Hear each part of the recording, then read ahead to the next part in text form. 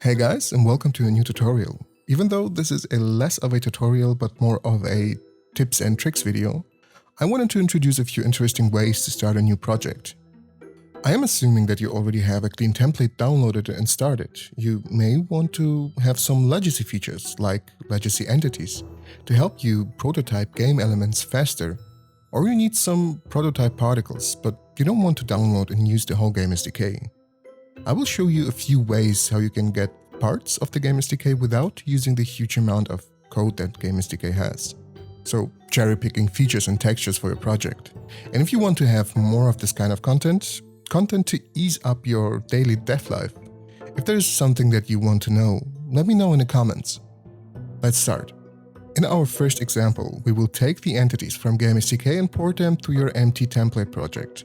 So first I need you to download the GameSDK pack additionally. Don't worry, we won't really use it, but we need a few bits from here and there. To download GameSDK, go to our website and go to the marketplace. Look for GameSDK and download the pack. After you did that, you will be able to find it in our CRYENGINE launcher under the tab My Assets. So go ahead and download it. I'll wait here. Nah, I won't. So you have to pause this video.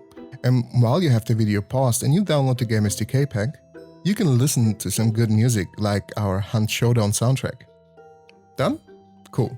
Let's continue by clicking this little arrow here and reveal the GameSDK in the Explorer. Open the GameSDK folder and in here you will find the scripts.pec file. Before you can open it, you need to make sure that we will be copying files from this folder to your new project, so open it please. In your assets folder, you should have a scripts folder. If not, create one. Take your time, I'm here. Waiting. You got it? Okay. Now open that little scripts.pec file. First, copy the entities.xml into your assets folder. Then, open the scripts folder in the pec file and navigate to entities. This is the folder where everything is that we need. Just wanted to show you what's inside. You can simply copy the whole folder. Okay, fine. If you start the editor now, you should have a new tab called Legacy Entities. If you open it up, you will see every and each entity that GameSDK had in your new project. You can use it, but be aware that some of those entities require legacy particle effects or brushes that are only available in GameSDK. So you can replace it with your own new models or particles, or you still want to use those legacy particles to prototype your level and your scene. Let's do that. Return to GameSDK. Open the huge textures.pec file and navigate to sprites. You can now either cherry pick the sprite textures you want to have or just copy the whole sprite folder. But whatever you copy, make sure you keep the hierarchy and the folder structure of the origin files where you copy it from. That means if you copy, let's say, the snow folder, in your template project you will need to create a texture folder if you don't have one, and in that folder you have to create a sprite folder, and this is the place where you put your snow folder in. Got it? Should be easy, right? But we only have the textures now. Now we need the particle effects themselves now. Back to the GameSDK folder and now look for the gamedata.pec file. In here, you will be able to find the particle folder, and inside that folder there are XML files that can be opened by the database view in the editor.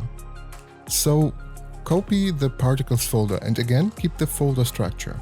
That means create a new libs folder in your asset folder and put the particles folder inside it.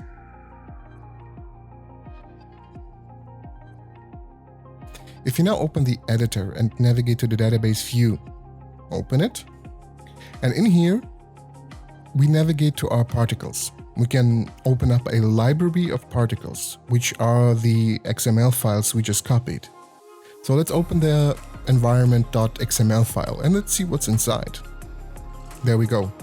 We have a few particles in here, which you can simply drag and drop into your level. Pretty easy, right? And now you can do the same with everything that you need for your project. You can, for example, pick up Flare library in the game data, but remember that you also have to cherry pick the textures for the flares in the texture folder. This is how you build your project bit by bit. I hope it helps you a little bit to understand and work with the engine a bit better. I hope you liked this really short tips and tricks video, and if you need more assistance or guidance in your first project, we have an active Discord community and we are always there for you on our official social media channels, linked down in the description below. So, see you in the next one. Bye bye.